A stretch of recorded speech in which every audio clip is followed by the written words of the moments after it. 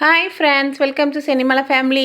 வாங்க இப்போ நம்ம டே 10 பார்க்கலாம். இன்றைக்கி பிரம்ம முகூர்த்தம் 10வது நாள் நல்லபடியாக பண்ணியிருக்கேன்.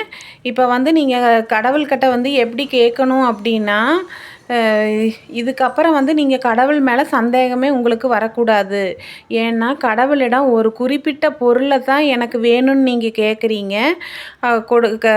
கேட்குறத முதல்ல ஸ்டாப் பண்ணுங்கள். அதுக்கு பதிலாக எது எனக்கு நல்லா பெஸ்ட்டோ, அதை பெஸ்ட்டுன்னு நினைக்கிறீங்களோ அதை அள்ளி கொடுங்கன்னு கடவுளுக்கிட்டேயோ பிரபஞ்சத்துக்கிட்டேயோ நீங்கள் கேட்கணும்.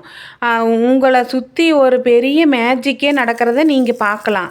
ஒரு குட்டி பொண்ணு கடைக்கு போகிறா, பைசா எடுத்துகிட்டு அவள் சாக்லேட் எல்லாம் நிறைய இருக்குது கேட்குறா. நீங்கள் கடைக்காரங்களை பார்த்து எடுத்து கொடுங்கங்கிறா. ஆனால் அவர் என்னங்கிறாரு, நீயே எடுத்துக்கோங்கிறா. இல்லை நீங்கள் தான் எடுத்து கொடுக்கணும்னு அடம் பிடிக்கிறா. அப்போ வாங்கிட்டு வரும்போது கேட்குறாரு, ஏன் அப்படி கேட்குறேன்னு, உங்கள் கை பெரிய கையாக இருக்குது, அதனால் நிறைய அள்ளி கொடுப்பீங்க அப்படின்னு அவள் சொல்கிறா. என் கை சின்ன கை, அதனால் நான் கொஞ்சம் தான் எடுக்க முடியும்னு சொல்கிறா. இதுலேருந்து உங்களுக்கு என்ன தெரியுது? கடவுளோட கை பெரிய கை, அவர் கொடுத்தா அள்ளி கொடுப்பாரு. கடவுளோ பிரபஞ்சமோ நீங்கள் இந்த மாதிரி கேட்டு பாருங்கள். பெஸ்ட்டு எதுவோ அது நம்மளுக்கு கண்டிப்பாக கிடைக்கும் ஃப்ரெண்ட்ஸ்.